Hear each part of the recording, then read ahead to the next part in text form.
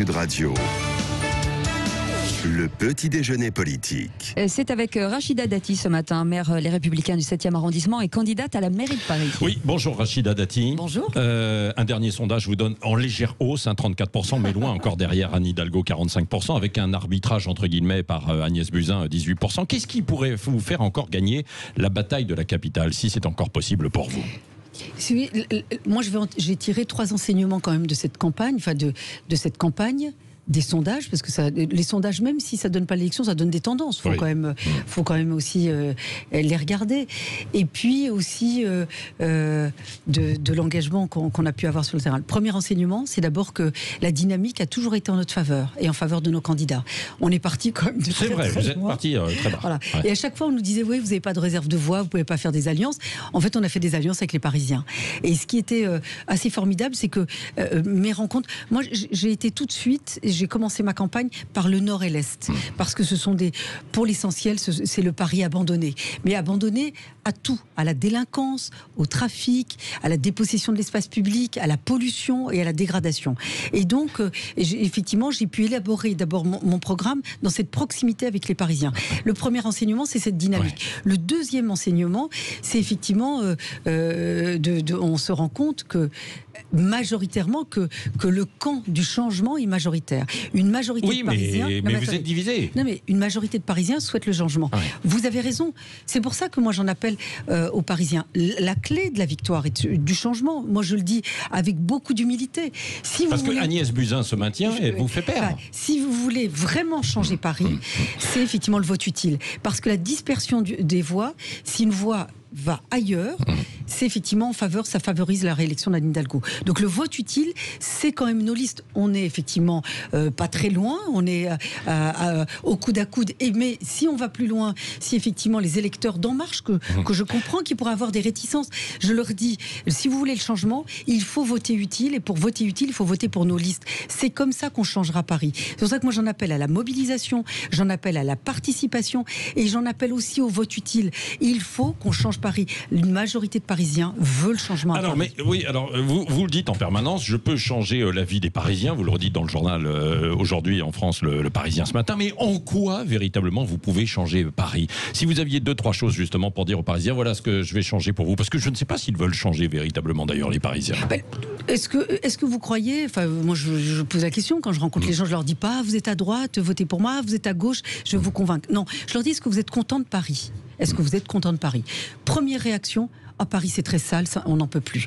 Et en fonction des arrondissements, ils vous disent, écoutez, c'est totalement dégradé, une insécurité croissante. Vous avez vu que la délinquance a explosé à Paris, nous sommes au-dessus de la moyenne nationale pour les cambriolages, les vols avec violence et les vols y compris sans violence. Et c'est votre idée de police municipale qui pourrait changer les choses ? Propreté, moi je vais vous dire, si je suis maire de Paris demain, le changement, vous le verrez dès le premier jour.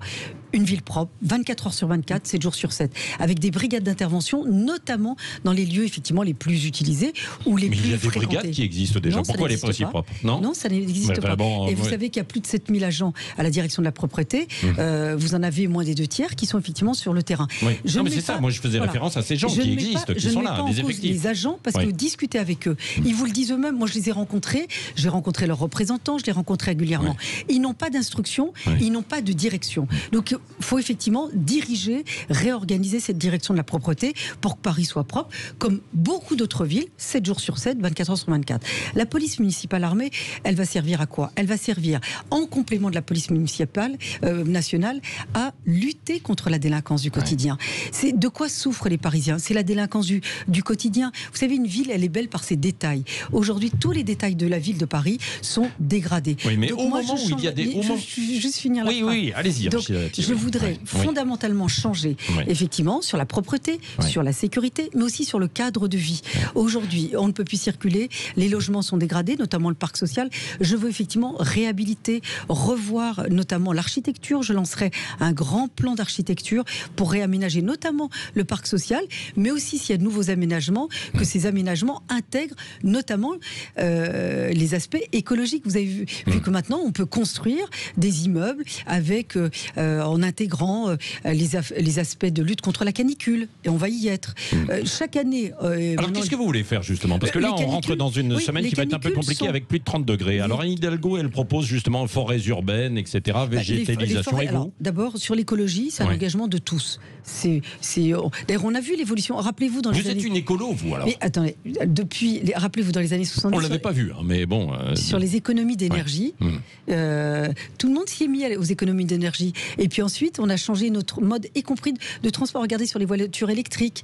Petit à petit, effectivement, il y a de nouveaux modes de vie. Regardez sur l'alimentation, on mange plus local, on mange plus bio. Donc c'est aussi une éducation à de nouveaux modes de vie qui sont plus écologiques, plus respectueux de la planète. Donc ça, c'est pas un sectarisme, c'est effectivement un nouveau mode Alors de vie. sur la canicule, qu'est-ce que vous proposez Sur les aménagements, vous savez aujourd'hui qu'il y a à peu près plus de 240 000 logements sociaux. Le parc social à Paris, et il suffit de le vérifier. Moi, je peux vous donner toutes les cités sociales dans lesquelles je suis allée.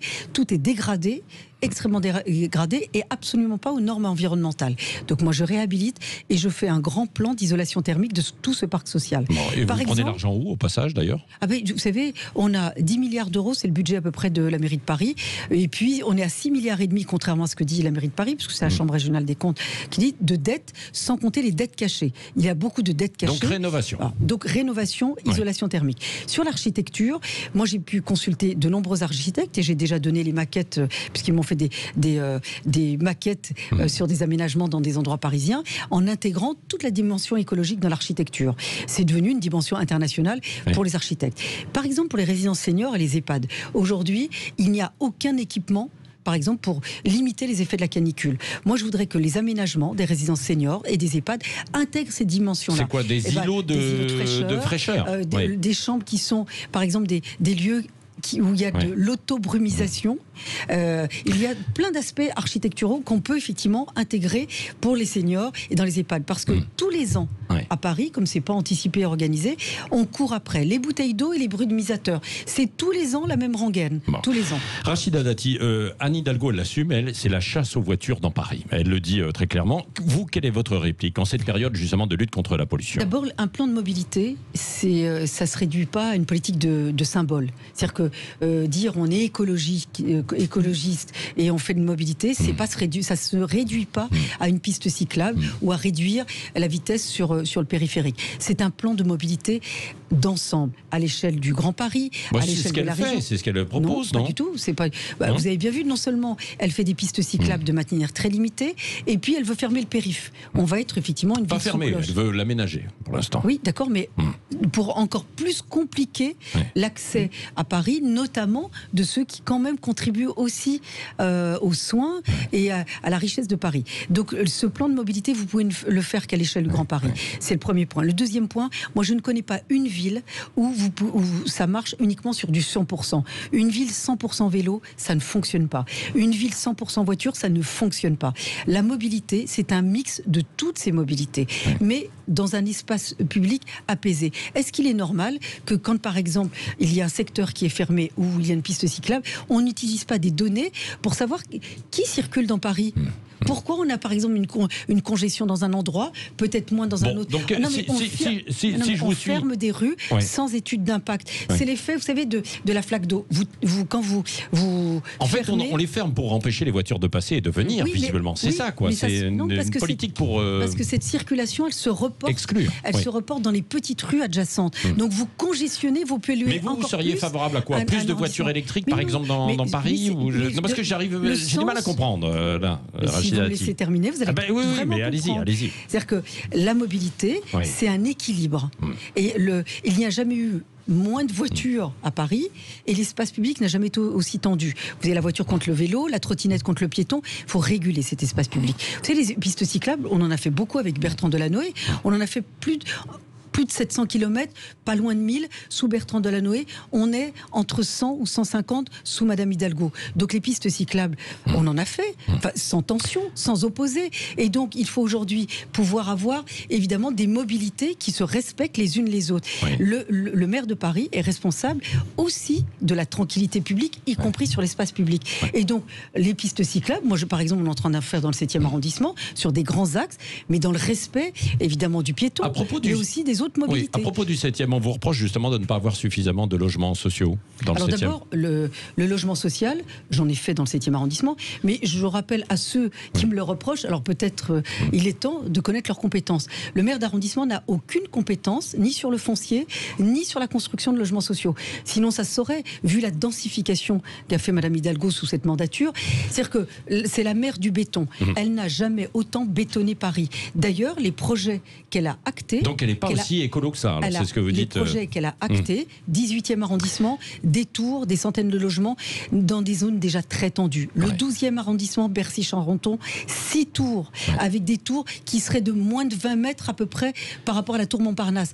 On va rajouter des tours, de la densité, de la densification, là où c'est déjà très dense et très socialement tendu. Donc il faut revoir tout ça. Donc pour quelqu'un qui se dit écologiste, une ville qui est déjà très dense, on rajoute du béton.